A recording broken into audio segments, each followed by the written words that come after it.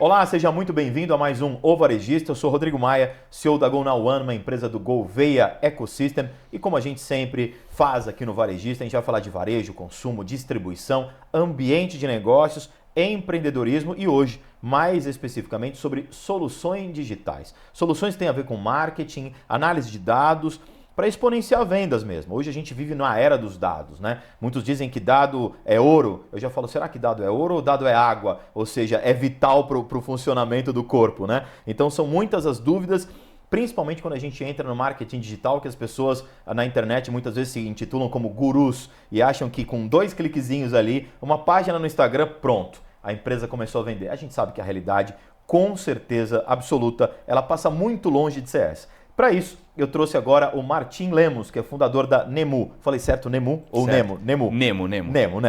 E fundador da Nemu, que trabalha com campanhas de marketing como um todo, mas com alguns diferenciais, que é o que a gente vai conversar aqui. Então, Martim, primeiro de tudo, muito obrigado pela sua presença, obrigado por estar aqui no Varejista. Obrigado, Rodrigo, é um prazer estar aqui.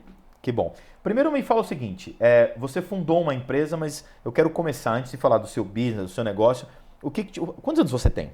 Eu tenho 25 anos. Veja fazer bem, 26. 25 anos, fundou uma empresa e já está aqui ganhando seus milhões, olha que beleza. O que eu quero dizer para você é o seguinte, como é que você fundou a empresa, qual foi sua trajetória para chegar até a fundação da empresa? Vamos só contextualizar isso um pouquinho para o pessoal de casa entender.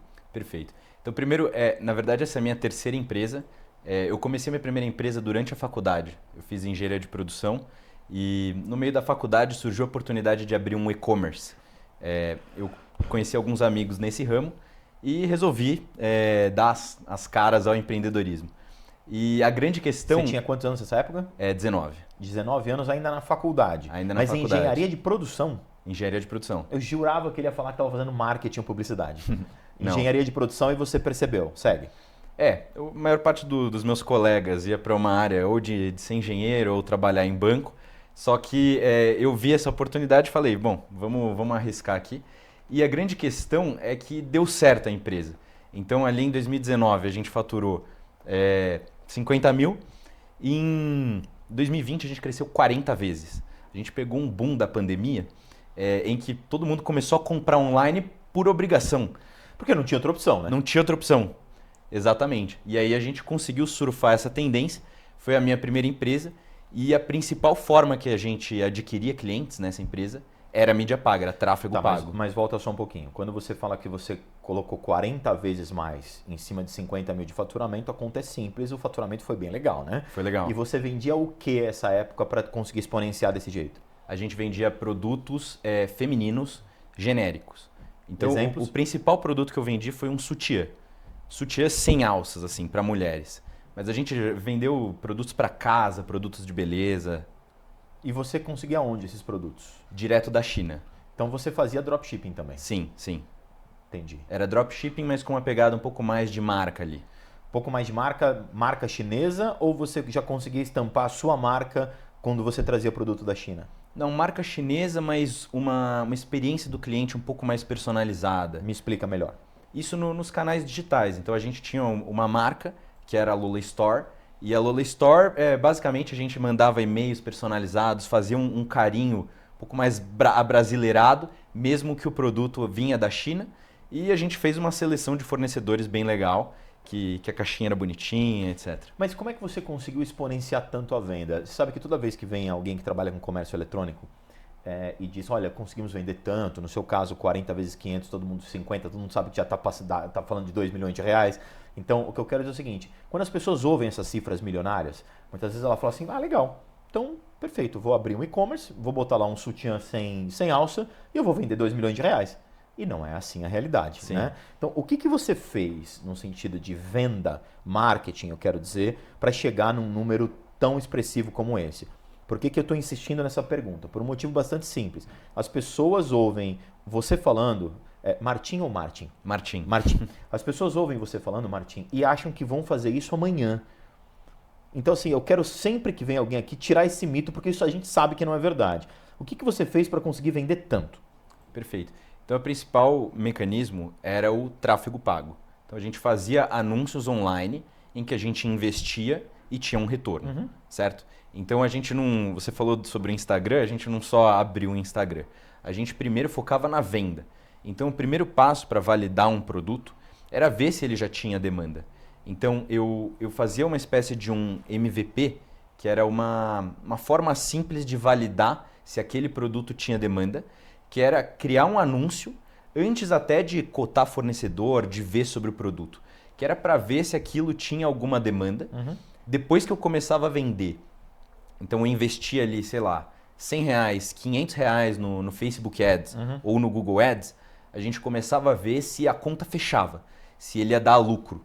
Então se a gente via se o custo de aquisição ia ser menor do que o preço. Desculpa te encher o saco, mas Claro. essa é uma questão numérica. Sim, sim. Então, uma questão numérica. Não estou dizendo que não é importante. Perfeito. Claro que é fundamental. Mas eu quero aprofundar um pouco mais. Legal, você fez a conta, mas como você sabia que ia chegar naquele número de vendas e como você conseguiu chegar nesse número de venda? Porque essa conta que você faz, entre aspas, é o que a gente fala, é uma conta de planilha. Sim. Na planilha tudo cabe, né? Então, eu vou vender 200, Enter, vezes tanto, versus tanta porcentagem, o ROI, o CAC, não sei o que, isso aqui. Então tá, eu vou gastar, sei lá, R$2.000 de ads que eu vou vender R$20.000. Por favor, o número aqui é só uma brincadeira. Perfeito. Então, legal. Na planilha, Martim, isso é uma beleza na planilha. Mas como é que você conseguiu chegar num público tão expressivo assim para chegar no faturamento de 2 milhões, por exemplo?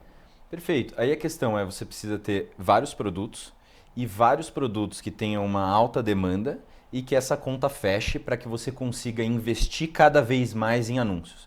Então a questão é o seguinte, ó, vamos pensar o seguinte, eu vendi o produto ali a R$100, mais ou menos, e eu ia gastar ali uns R$30 para vender. Tá. Só que quando você começa a aumentar o investimento, esse custo, que era um CAC de R$30, ele costuma aumentar. Então chegava a R$40, R$45.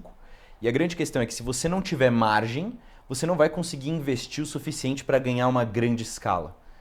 Porque é basicamente o seguinte, por que sobe o custo? Sobe porque você começa a veicular os anúncios e o Facebook Ads é muito inteligente, o Google. Ele vai identificar a pessoa que está pronta para comprar naquele momento. Então, por exemplo, o Rodrigo expressou um interesse ali em sutiã, que é comprar para a namorada, e basicamente você começa a demonstrar, pesquisar, etc. O Facebook percebe que você está pronto para comprar, vai te mostrar bastante anúncio até você comprar. Só que quando você começa a chegar a nível Brasil, já investiu mais de R$50.000, às vezes, num produto, começa a ficar um pouco mais difícil de achar essas pessoas prontas para comprar. Tá. Então ele precisa gastar mais, ou seja, mostrar para mais pessoas para achar quem são os compradores. Aí o custo aumenta. Aumenta. Exatamente. O CAC aumenta, né? O CAC aumenta. Tá. Ou seja, estratégia, público certo, insistência, na verdade, vamos trocar, persistência, para que você ache as alternativas adequadas e bastante paciência, né? Não é paciência a questão, é teste. Você tem que testar muitas coisas. Eu digo paciência no sentido, eu entendi o que você quer dizer, mas só para você saber. Paciência de assim, errei e continuo. Exatamente. É isso que eu estou dizendo, que é o teste, né? Você vai Exatamente. lá, erra, continua, não erra e desiste. É isso que eu quero dizer com paciência. Perfeito. Beleza. Então você adquiriu toda essa experiência dentro da sua trajetória e como é que você foi para a sua segunda, sua terceira empresa?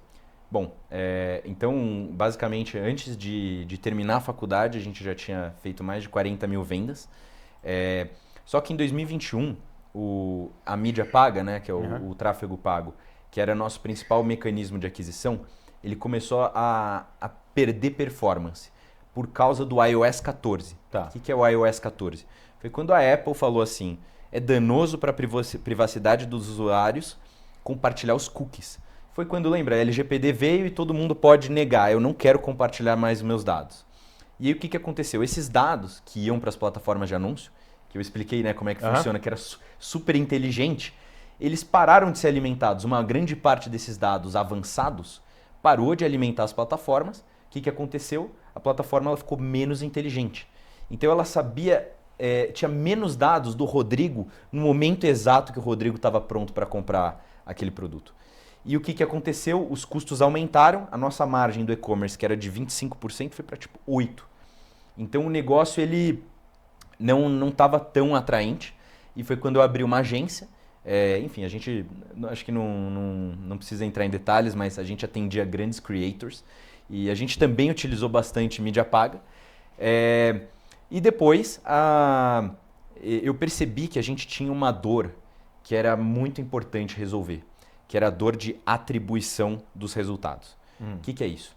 Era para a gente saber exatamente quanto aquela campanha no Facebook, no Google, em outros canais que a gente investia, por exemplo, influencer, qual que era o resultado disso.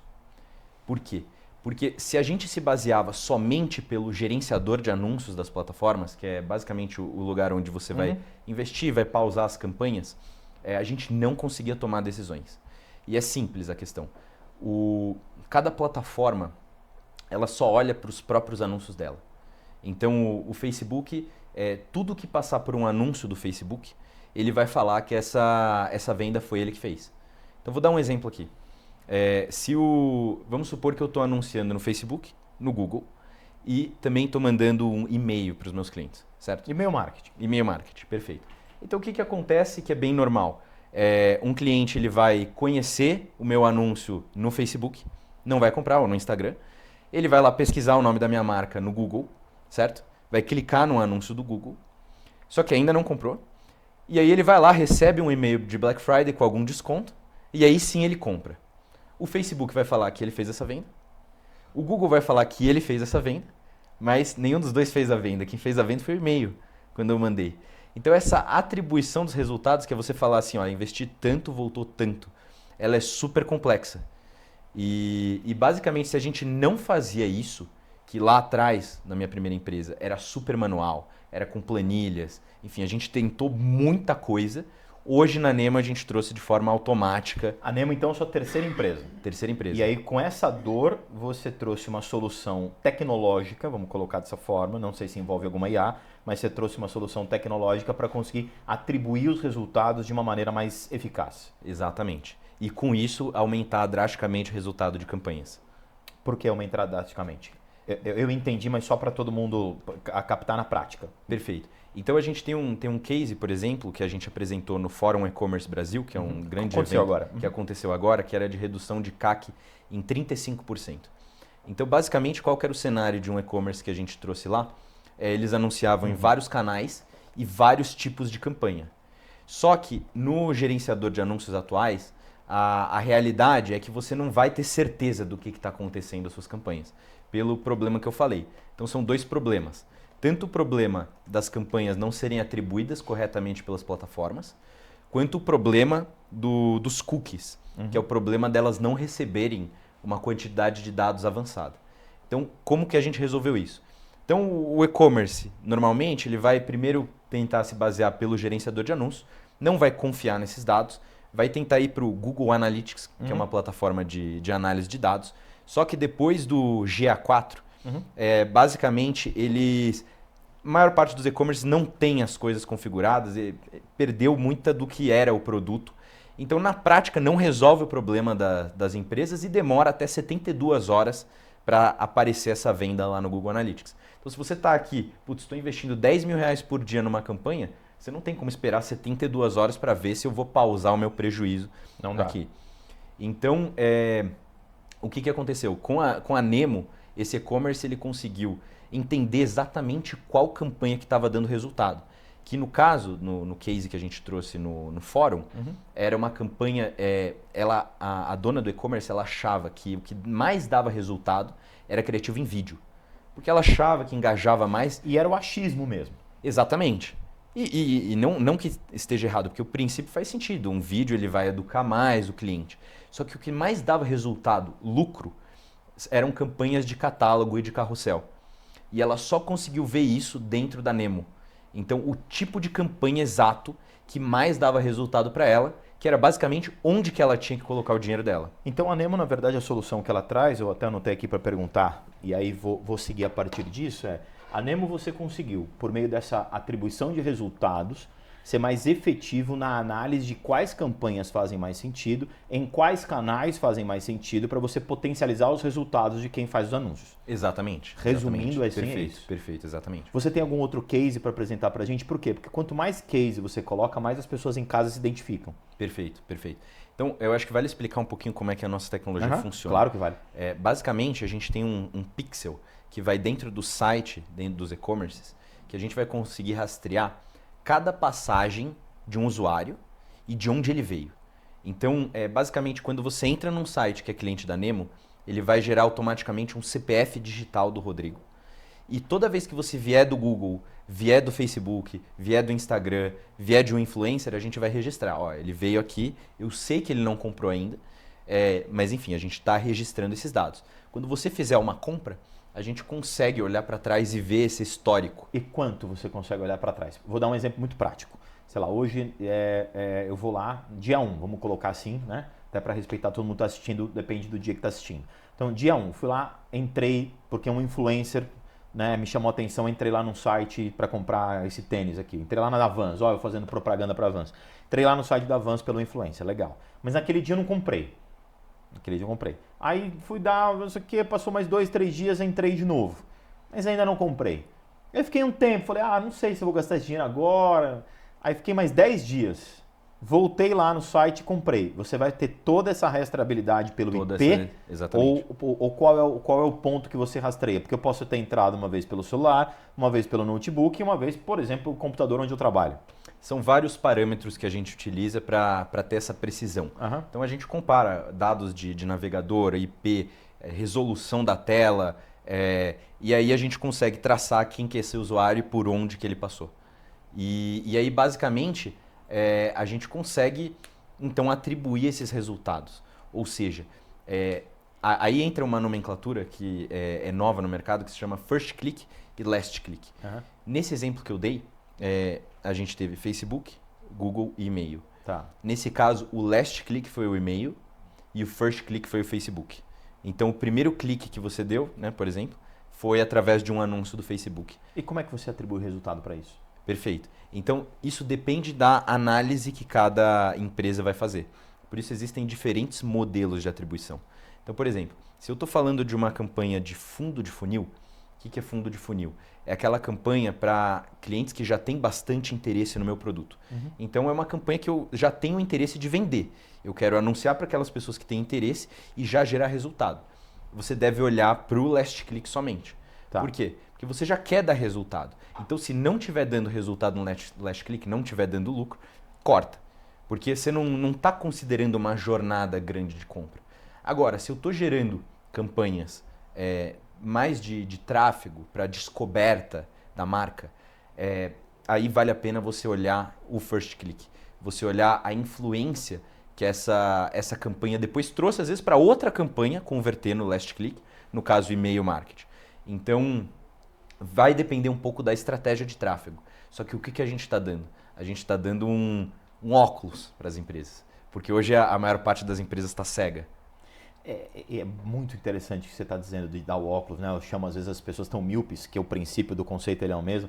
Que eu costumo dizer isso, assim, por isso que eu gosto muito do que você está fazendo no sentido de dados, né? As pessoas se apoiam muito nos seus achismos nas empresas, né? Igual você mencionou, não estou nem dizendo que a pessoa que falou do vídeo, como você trouxe, ela errou, ela acertou. Bom, sei lá se ela errou ou se ela acertou, mas a gente precisa de mais dados para descobrir realmente se ela acertou ou se ela errou. A gente precisa entender, o primeiro clique, o último clique, onde foi? Então o primeiro, conta pelo primeiro. Não, calma. Qual que foi o objetivo traçado? Quanto eu gastei em cada um? O que eu queria com isso? Então esse mergulho na análise de dados, ele hoje talvez seja mais importante do que fazer ou não fazer a ferramenta A, B, C ou D. E aí eu te pergunto, as pessoas estão acostumadas a essa cultura de dados? Não. É algo que é novo no Brasil e está evoluindo. Na verdade, vamos lá, depende do tamanho da empresa. Então, para PMS, não. Para empresas maiores é natural, eles têm grandes áreas de dados, Magalu, por exemplo.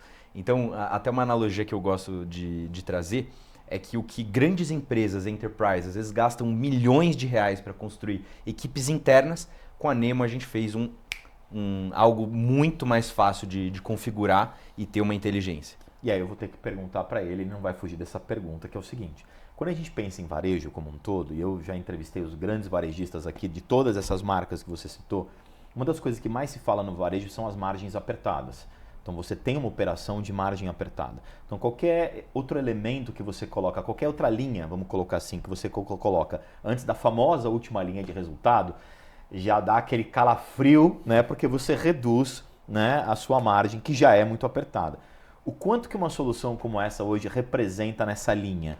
Porque quando alguém ouve você falando, fala, pô, eu vou ligar pro cara, vou botar a Nemo lá. Só que eu sou o cara também do pé no chão aqui, eu não posso ser, já que é meu convidado, então olha, vai todo mundo, contrata a empresa dele. Não, não é assim. Não estou dizendo nem para contratar, nem para não contratar. O que eu quero dizer é o seguinte, o que hoje você diz como essa... Porque vai ter um custo, sua empresa precisa monetizar. O que você responde em relação a isso? A gente gosta de mirar em um retorno sobre investimento de até 30% maior utilizando a Nemo. É claro que não tem uma receita de bolo, assim, principalmente porque isso depende mais da empresa do que de mim. Eu consigo dar os melhores dados, tanto para a plataforma de anúncios, otimizar os anúncios. Então, basicamente, a inteligência do Pixel do Facebook e do Google conseguir identificar os melhores clientes. Então, nesse cenário, a gente já está alimentando com os melhores dados para que só a própria campanha já performe melhor. E a gente tem também o cenário da tomada de decisão, que nem o exemplo do e-commerce que a gente deu, que era tomada de decisão. Vou tirar budget de uma campanha que está ruim e colocar numa campanha que está boa.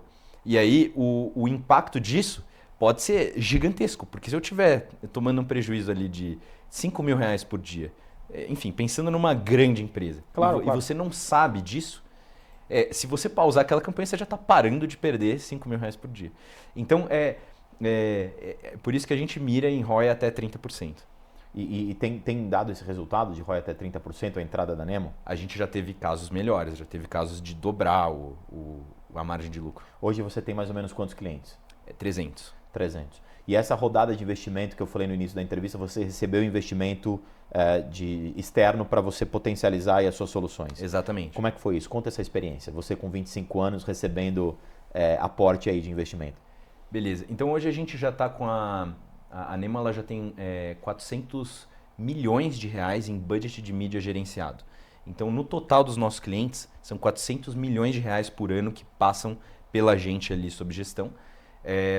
E a gente veio numa crescente bem grande, porque o negócio, a primeira versão do produto, a gente lançou em maio do ano passado. E aí a gente, como era uma demanda muito clara, que, enfim, muitas empresas passam, eu passei, a gente já teve uma aderência forte no mercado. Então, desde as primeiras versões, a gente já estava com uma dor muito clara que a gente estava resolvendo, e eu na parte de negócios, meu sócio, CTO, que passou por grandes negócios de tecnologia, unicórnios até, a Doc, Fast Cash que atendia grandes negócios, fintech, a gente já tinha uma clareza do que fazer e como resolver esse problema.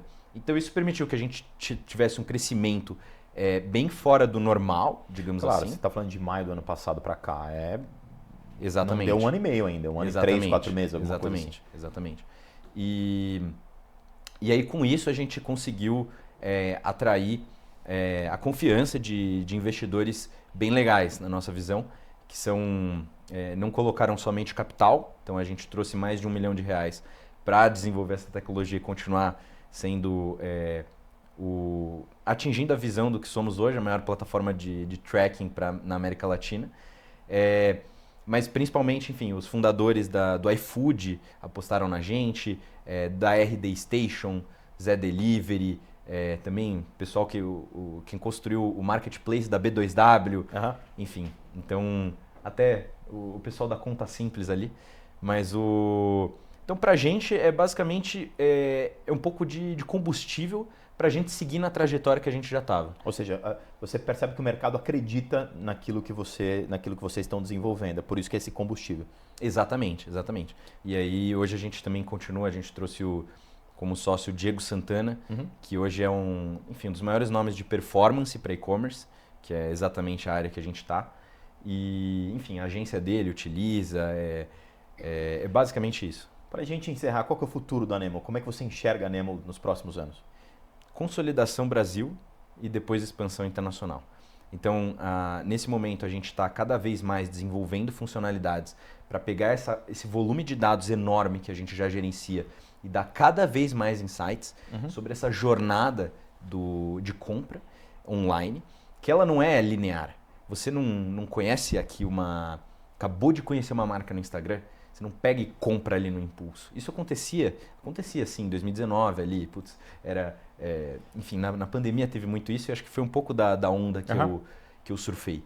Só que hoje em dia o pessoal já está mais sofisticado no mercado. Então, você conhece uma marca. Beleza, deixa eu pesquisar sobre ela no Google, deixa eu esperar um tempo, vou recebendo as ofertas, vou vendo como que essa marca se comunica, depois eu escuto falar de algum influencer, depois, enfim, eu vejo alguma notícia e acabo comprando. Então essa jornada ela está cada vez mais complexa e a gente precisa ter clareza sobre qual que é essa jornada. Porque aí eu paro de olhar somente para o resultado de uma campanha. Eu passo a olhar o retorno sobre o investimento de todo toda essa minha estratégia de marketing. Entendi. Esse mix.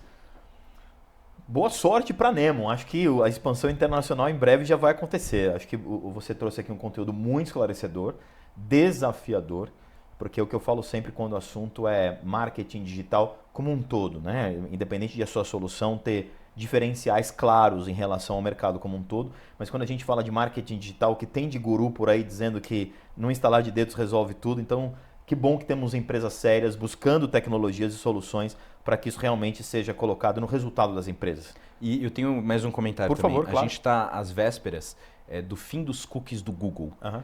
Então, basicamente, o que aconteceu lá em 2021? A Apple cortou os cookies, então as plataformas perderam otimização.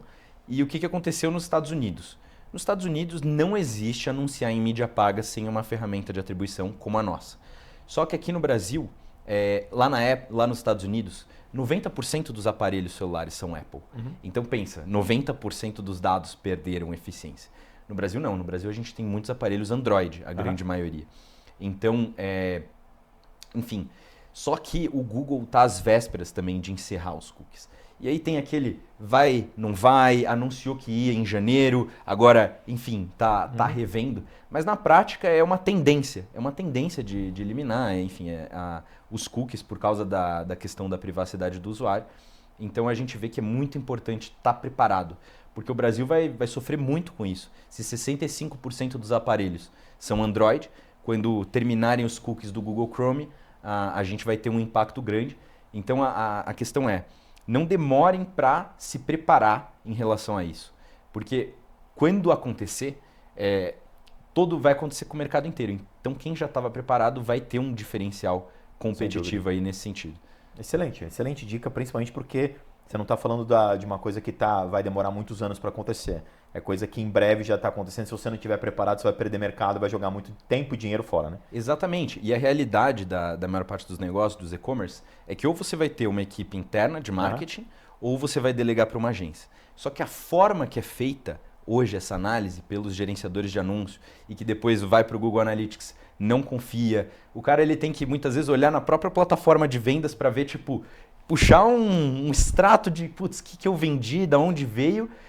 A agência vai se identificar muito com o que eu estou falando, que muitas vezes o resultado que ela mais confia é a planilha que o cliente preenche para ela, que é o mais confiável. Só que aí, demora, o cliente está ocupado com outras coisas.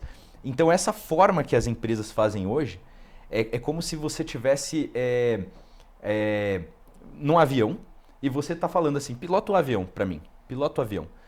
Só que você não tem um painel de controle. O piloto ele está fazendo assim, ó. E o vento está indo para lá. Deixa eu ir para lá, né? Vamos para lá, vamos para lá. Então, o que é a Nemo? A Nemo é o painel do controle.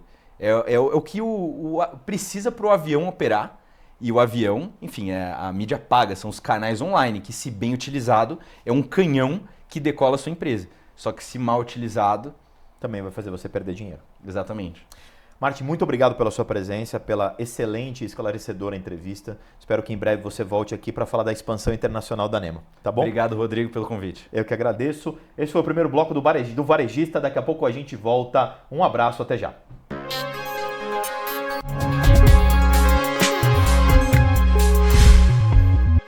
Voltamos com o segundo bloco de O Varejista e agora um assunto bem interessante, que é essa área de beleza. É uma área que a gente traz muitas vezes aqui no Varejista para que a gente possa discutir um pouquinho um setor um pouco diferente, vamos chamar assim, algumas características do setor de varejo tradicional, vamos chamar assim, né? Em vez de vendedores, a gente tem atendentes e profissionais que fazem essa função e ao mesmo tempo, além de fazer a venda do produto ou da prestação de serviço, mas essencialmente da prestação de serviço, também é o executor daquela função, ou seja, ele não apenas faz uma venda ou um atendimento, ele participa de todo o processo do produto. Então, tem algumas diferenças. Eu trago aqui Paula Faria, que é CEO e cofundadora, né, sócia fundadora, melhor dizendo, da Sua Hora Unha, tá certo? Exato. Então, Certinho. primeiro de tudo, Paula Faria, muito obrigado pela sua presença, obrigado por estar aqui no Varejista, para a gente bater um papo bem interessante aqui sobre o setor. Eu que agradeço, é um prazer estar aqui fazendo, né, essa troca de informação, de experiência com você.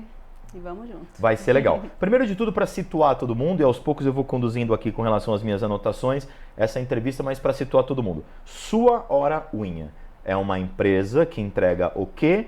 Tem quantas unidades próprias, quantas franqueadas? Eu vou perguntar tudo da construção dessa empresa, mas primeiro de tudo, só para situar quem está ouvindo a gente. O que é a Sua Hora Unha e qual que é o modelo de negócio? Bom, a Sua Hora Unha é uma franquia de cuidado especializado em unhas, né, cuidado com mãos e pés, que tem como foco a biossegurança no atendimento.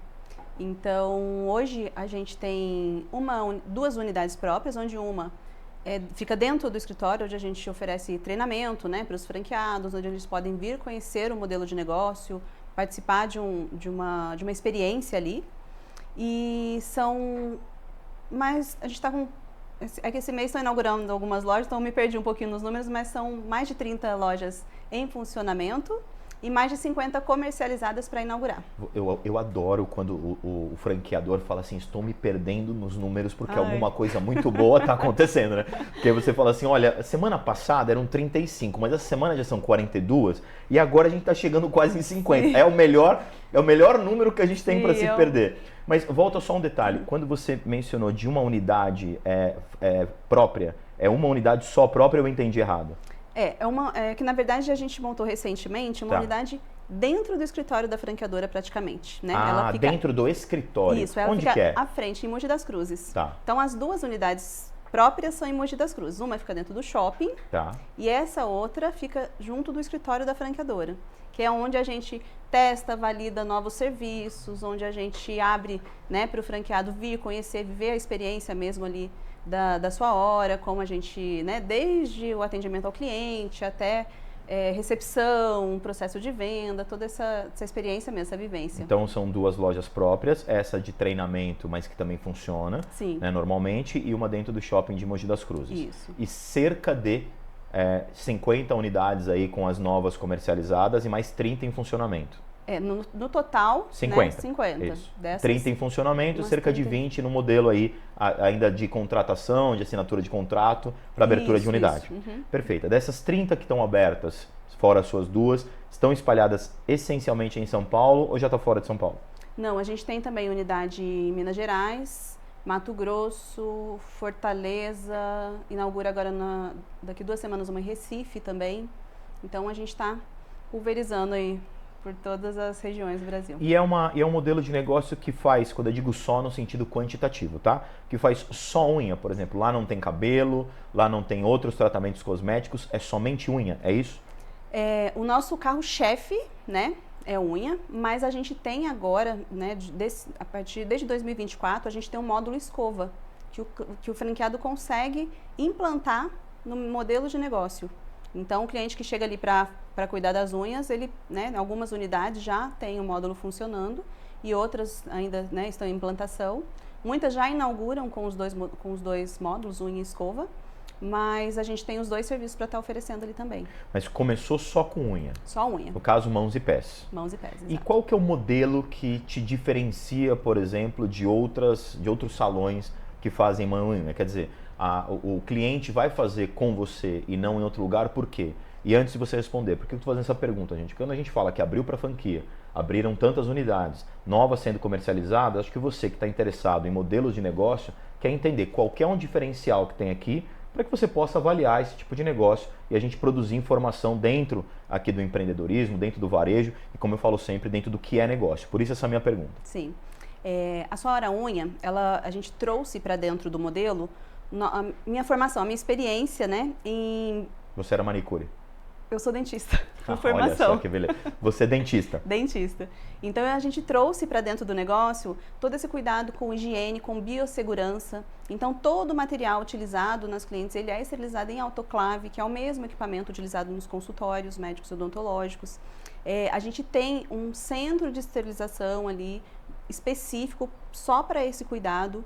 Então, tudo com processo, critérios rígidos mesmo de higiene e biossegurança, tudo anotado, material, né, todo separadinho. Então, todo esse cuidado com higiene e biossegurança veio já dessa nossa experiência.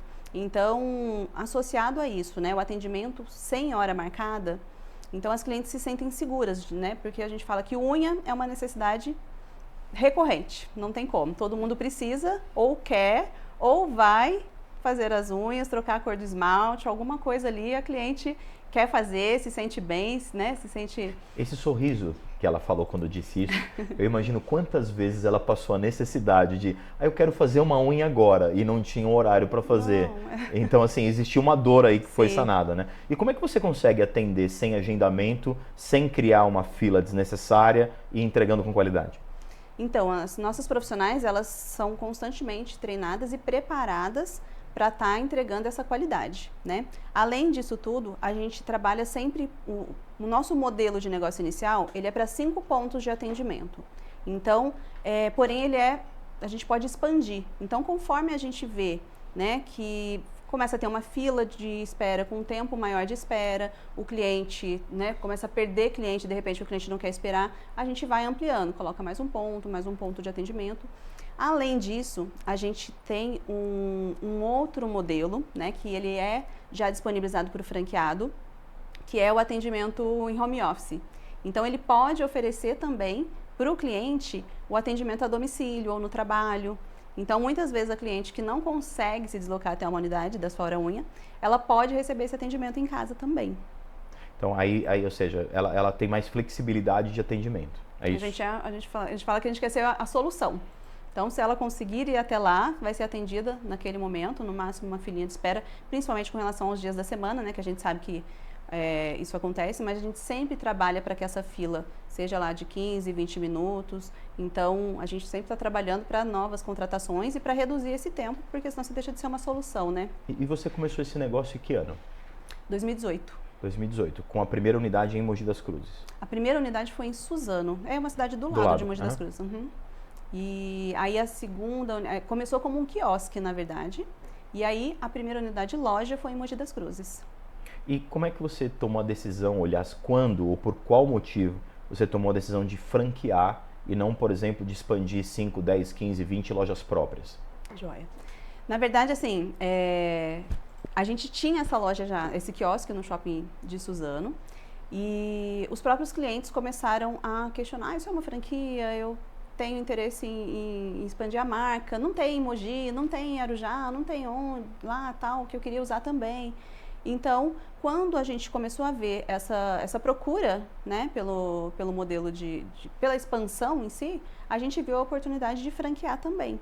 Então, na época, a gente estava com 2 filhos pequenos, então a gente já tinha uma capacidade, né? Quando você fala gente, então no negócio é você e seu marido. Eu e meu marido, Tá bom. somos 2 dentistas, né, juntos. Então, Ele é dentista também? Dentista também. Entendi. Que maravilha, né? Saímos dos dentes, fomos para as unhas, mas tá ótimo, vai continuar. Com unhas e dentes. Com unhas e dentes. Olha que beleza, que trocadilho aqui é o que não falta. Né? Mas vai lá, pode falar.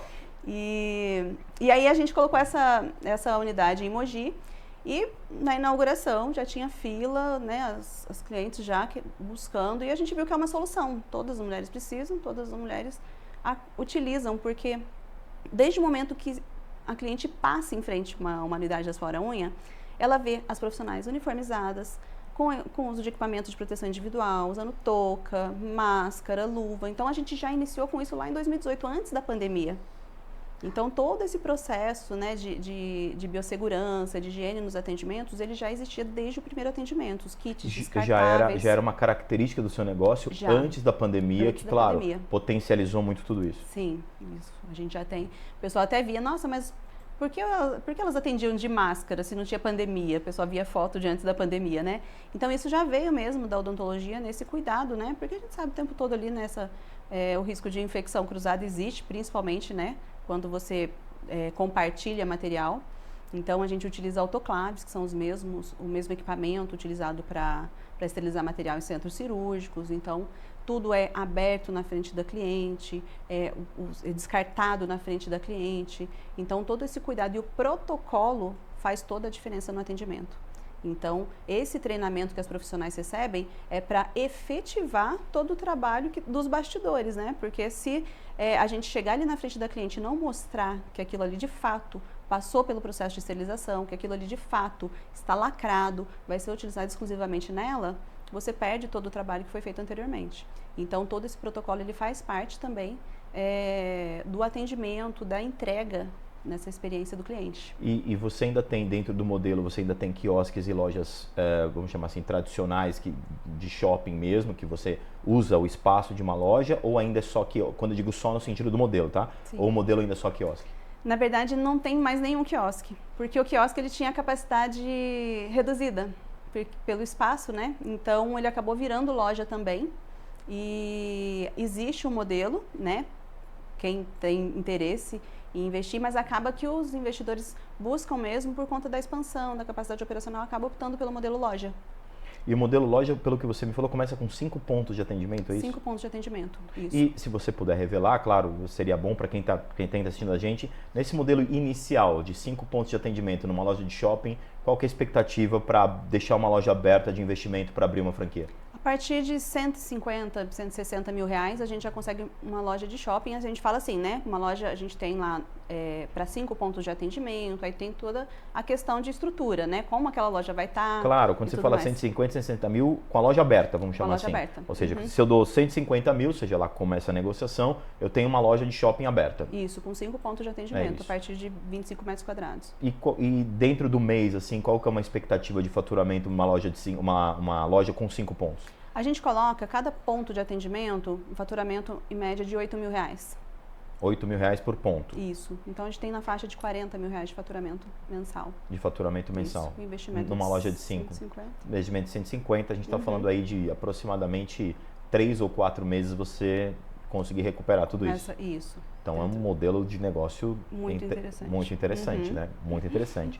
E me conta um pouco da sua história, né? Porque quando a gente vê uma empresa como essa, e você fala que você é dentista, que o seu marido também é dentista, o que te deu na cabeça? Você estava lá fazendo um dente e falou assim, acho que vou trocar para unha? Na verdade, eu sou dentista, fiz mestrado, fiz especialização, então assim, eu estudei bastante dentro da odontologia ainda. E aí você chega para os seus pais, que pagaram todos os estudos, e fala assim, eu vou pegar tudo isso, agora eu vou fazer unha. É isso que...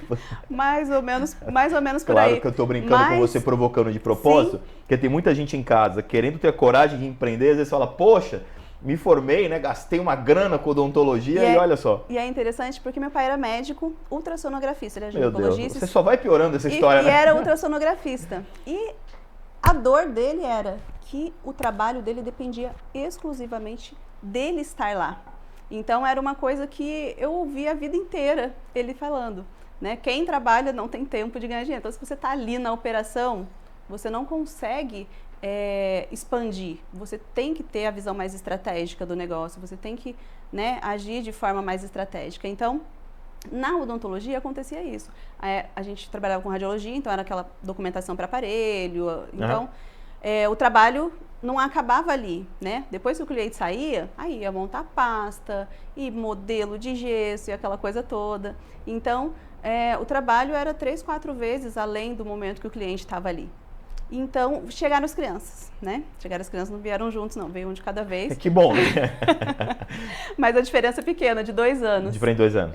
Então, quando o meu menino chegou, eu me vi presa, de alguma forma, porque eu não tinha aquela flexibilidade, né? De poder buscar e levar na escola na hora que eu conseguisse, e na hora, né, quando eu quisesse. Então, a gente começou a ver formas, né? A buscar formas onde a gente pudesse flexibilizar melhor o nosso tempo, poder participar mais, né, da vida, momentos em família. Então,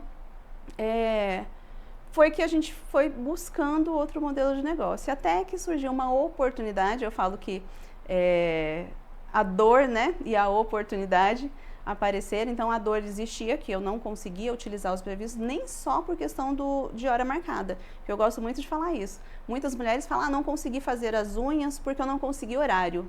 Esse, para mim, é o menor dos problemas. Porque quando você chega para fazer as suas unhas e você bota a sua mão em cima de uma toalha suja, onde a profissional pega um palito que já está vermelho, rosa e verde, e ela pega um alicate da gavetinha e vai botar na sua mão... É engraçado que você está falando isso, eu consigo ver a cena assim. Eu falo, todo mundo começa, né, a rever as experiências que teve ali. E que mulher levanta dali e fala, não, eu não vou fazer minhas unhas agora porque isso aqui não tá legal. Então, horário é o menor dos problemas, né? Eu acredito muito que essa é cultural, né? Essa questão dos cuidados com higiene e biossegurança, mas a partir do momento que uma cliente ela senta num ponto de atendimento da sua hora unha, ela começa a rever e repensar todas as experiências anteriores e o que faz com que ela fidelize ali, porque ela não vai ter coragem de sentar novamente num outro ponto de atendimento que não ofereça o mínimo de cuidado com higiene e biossegurança. E a gente sabe que é uma carência no mercado, né? Porque a gente tem profissionais desqualificadas, muitas vezes, que não foram orientadas a esse cuidado com higiene e biossegurança. Então, não é intencional, mas elas não sabem o que está por trás disso, Você né? sabe que essa é a minha próxima pergunta. Como é que você faz formação de profissional? Porque teve uma coisa que a gente estava conversando, inclusive, aqui antes de começar a entrevista, que em salões de beleza tradicionais, ou seja, no modelo de cabelo, cuidado com a pele, cuidado com a unha, com o pé, enfim, que você pode fazer tudo, você tem a figura dos cabeleireiros, que são os grandes protagonistas. E muitas vezes a manicure não é a protagonista, é mais coadjuvante. Sim. Você inverteu um pouco esse papel, um pouco não, completamente esse papel, e colocou a manicure como protagonista. Como é que você forma essas profissionais? Qual o perfil dessas profissionais para um modelo de negócio diferente de um salão tradicional? Legal. A gente fala, eu gosto muito, né, quando a gente vai orientar os nossos franqueados na parte de recrutamento, de seleção de profissionais, a gente gosta muito de falar para encontrar principalmente um perfil que se identifique, né, tanto com o perfil do franqueado, como uma profissional que tem um mínimo de zelo, de cuidado com o que ela vai entregar para o cliente, né? Então, não é que a gente vai pegar uma profissional pronta, totalmente preparada, não. Nosso treinamento, antes da inauguração da unidade, uma treinadora nossa passa uma semana com essas profissionais, desenvolvendo ela em todos esses pontos, desde cuidados com higiene, biossegurança, esterilização de material, protocolo de atendimento, esse preparo, essa entrega, né, que precisa ter para cliente, até a parte técnica. Então, a profissional nessa semana, ela sai dali preparada para entregar não só o que o mercado costuma entregar, né, que hoje, quando a gente fala de unha, é um ponto muito, muito importante, a gente está basicamente falando de cutilagem e esmaltação. Dentro da sua hora unha, a gente tem uma lista com mais de 40 serviços que as profissionais conseguem agregar. 40 serviços de unha, desculpa. De Você unha. pode explicar? Porque, assim, teoricamente, eu não entendo, por isso estou perguntando. Tem a unha ali para fazer, Exato. né? E quais são esses serviços, por exemplo? É o que a gente fala, por exemplo, assim, hoje, se a gente abrir um negócio de unha para fazer cutilagem e esmaltação, você vai conseguir pagar as contas, talvez, do seu estabelecimento. Mas a gente precisa somar, a gente precisa agregar. Quando a gente fala de agregar, é tanto aumentar o ticket, né, o que o cliente chegou para gastar ali, como fazer com que essa cliente tenha uma experiência diferenciada ali. Então, por exemplo, todos os nossos pontos de atendimento, eles são preparados para oferecer serviços que são aqueles serviços de gel, né, que otimizam a experiência do cliente e aumentam o ticket do cliente. Além disso, a gente tem na nossa lista um serviço que é o nosso xodozinho, nossa menina dos olhos, que é o banho de luz, que é um serviço que ele é feito diretamente em cima do esmalte tradicional. Ele aumenta em R$25 o ticket daquela cliente e a cliente sai dali com a unha sequinha, sem borrar, com uma durabilidade prolongada e um brilho que ele só vai sair no dia de remoção do esmalte. Não é aquela coisa que no segundo dia o esmalte já está opaco, sem... Não, ele está ali com aquele brilho do dia que ela faz até o dia que ela remove o esmalte. Então, esse serviço, ele aumenta o ticket e transforma a experiência do cliente. Ou seja, você investe muito em aumento de ticket, porque querendo ou não, um pé, uma mão, no sentido de fazer como manicure, como você está dizendo, são serviços de ticket médio baixo. Sim. Se você comparar, por exemplo, você vai vender uma camisa de marca num shopping por 300, 400, às vezes 500, às vezes mais. Você vai fazer uma mão e uma unha, você tem um valor ali absoluto, vamos colocar assim, de um ticket médio mais baixo. Sim. Então você busca alternativas de negócio para aumentar o ticket Exato. médio e evoluir a experiência. Esse é o ponto. Esse é o ponto. E aí aquelas profissionais que estão ali, basicamente, que elas chegaram para fazer o básico, né? Elas conseguem entregar e transformar a experiência do cliente dentro das nossas unidades.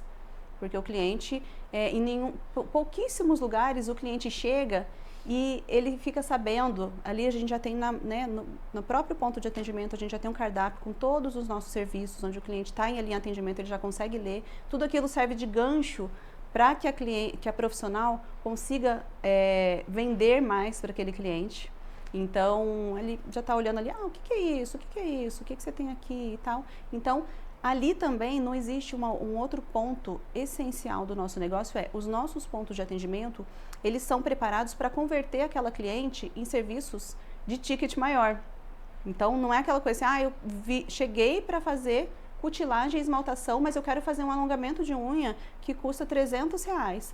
Então espera aí, que você vai precisar esperar desocupar aquele ponto lá, que tem uma cliente, vai demorar 1h30 mais ou menos, para depois você sentar lá para fazer isso. Não, na sua hora unha, todos os pontos já são preparados para toda essa gama de serviços que você tem. Exatamente.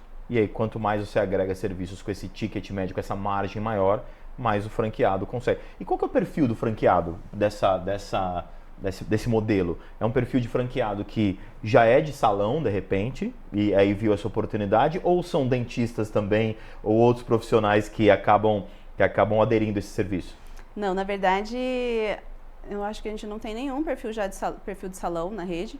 A maioria são pessoas que querem empreender, buscam um negócio de relativamente baixo investimento e alta recorrência, né, que é um serviço de altíssima recorrência. Então, a gente tem engenheiros, psicólogos, médicos, a gente tem vários perfis ali. Normalmente a mulher está à frente da operação, mas o casal toca junto o negócio. Então, são todos... E qual que é o futuro da sua Hora Unha? O que você pensa hoje? Tem algum projeto, tem algum planejamento? A gente quer abrir até 300 lojas, 500 lojas, a gente quer sair do Brasil. Qual que é o plano para o futuro da sua Hora Unha? Bom, primeiro a gente quer transformar, a gente fala que a gente já trouxe uma revolução para o mercado com essa visão, né, para biossegurança, higiene nos atendimentos. Então, essa é a gente quer transformar isso e fazer com que as clientes busquem por serviços que ofereçam esse tipo de segurança, né, para minimizar o risco de infecções, né, e tudo que isso engloba, né. Mas a gente quer ser, né, estamos caminhando para sermos a maior do Brasil, porque em questões de qualidade e segurança no atendimento, nós já estamos à frente. Segurança sanitária, né, no sentido da higiene, da limpeza. Tudo, eu falo tudo, higiene e limpeza sim, mas também nas técnicas. Por que nas técnicas? Porque tudo o que é feito nas unhas é muito idêntico ao que é feito nos dentes, por incrível que pareça. Então, todos os serviços que a gente incluiu na nossa lista de serviços que a gente fala que é onde o franqueado começa a rentabilizar mesmo, a botar dinheiro no bolso, que são os serviços que a gente divide em categorias. A gente tem os tradicionais, né, que são os básicos, aí a gente tem serviços especiais e serviços de alongamento, que é onde o cliente consegue transformar essa experiência e é onde a gente onde a gente uniu, né, o nosso conhecimento, as nossas técnicas, desde materiais dentários, materiais odontológicos, ao que é feito na unha. Então, por exemplo, quando a gente iniciou, a gente chegava lá para ver o que tinha de produto para você estar utilizando nas unhas e o mercado te oferece lá uma linha com 15 produtos para você fazer uma esmaltação em gel. E a gente começou a ler os rótulos, né? Eu e o Fabrício, a gente lia os rótulos, mas esse produto aqui faz a mesma coisa que esse. E esse aqui faz a mesma coisa que esse. Então, você tinha lá 10 passos, onde 4 passos faziam o mesmo serviço, entregavam o mesmo resultado. Então a gente foi tirando daquela lista alguns dos produtos que tinham o mesmo efeito. Então com isso a gente conseguiu reduzir, otimizar o tempo de atendimento e trabalhar com técnicas seguras. Porque Por a isso gente, que você fala de segurança de como segurança. um todo e não só higiene e limpeza. Porque você provavelmente já viu na internet muitos vídeos, destruiu minha unha, lixou demais a minha unha. Então assim, a gente foi trabalhando mais com a parte química, né, dos serviços. Então a gente foi diminuindo essa questão de lixamento. Eu acho que a palavra que você usou antes, acho que é a que define mais. Vocês pensaram na experiência de fazer unha e não apenas de ir lá passar um esmalte. Exato. Vamos colocar assim. Aí você pegou esses passos que tem a ver com segurança, com higiene, comparou com a questão dos cuidados como eu falei, de higiene e limpeza dos dentes, autoclave que você mencionou, ou seja, você transformou tudo isso em uma experiência para as pessoas irem lá e quererem voltar sempre e não abrir mão de estar nesse modelo que vocês criaram. A experiência é única e, né, faz com que o cliente queira voltar. É né? isso. Por todos os motivos que a gente pontuou aqui. Paula, muito obrigado pela sua entrevista, muito esclarecedor. Quem quiser conhecer um pouquinho mais, fala aí das redes sociais, deixa aí as redes para que o pessoal possa conhecer. Joia. Então, para conhecer um pouquinho mais, a gente tem a rede oficial que é @suahoraunhafranquias, tá? Se quiser conhecer, tem, né, lá no nosso site também, www.suahoraunha.com.br. Lá tem também todas as nossas unidades, modelos de negócio. E WhatsApp, Instagram, todos os canais a gente está à disposição para tirar dúvidas, para auxiliar, para ajudar no que for preciso. E pelo que eu entendi, se você for médico, oftalmologista, profissional autônomo e quer mudar de vida, acho que aqui vai ter bastante experiência para trocar. Sim, aqui a gente já trilhou um caminho. É isso. Paula, muito obrigado pela sua entrevista. Eu costumo dizer sempre que eu trago essas experiências para as pessoas aqui nesse programa para que elas possam ter novas ideias de poder empreender com qualidade, tá bom? Obrigado mais uma vez. Em breve a gente se encontra mais alguma vez, tá bom? Eu que agradeço. Muito obrigada pela oportunidade. Eu que agradeço também. Eu sou o Rodrigo Maia, CEO da Go Now One, uma empresa do Gouveia Ecosystem. Esse foi o Varejista aqui na BMC. Informação que gera valor. Até o próximo Varejista. Um abraço. Tchau, tchau.